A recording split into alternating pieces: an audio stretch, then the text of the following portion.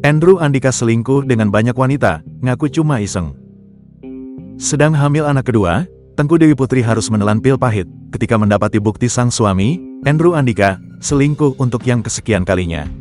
Bahkan, Tengku Dewi Putri menyebut, jika Andrew Andika selingkuh tak hanya dengan satu atau dua wanita saja. Tak habis pikir, ketika diperingatkan Tengku Dewi, ternyata pengakuan Andrew Andika hanya iseng dekati wanita lain. Pengakuan tersebut terungkap setelah Tengku Dewi Putri membongkar aib suaminya yang doyan selingkuh. Pasalnya Tengku Dewi menyebut Andrew Andika sudah berulang kali mendekati sejumlah wanita di belakangnya, bahkan saat dirinya sedang mengandung anak kedua.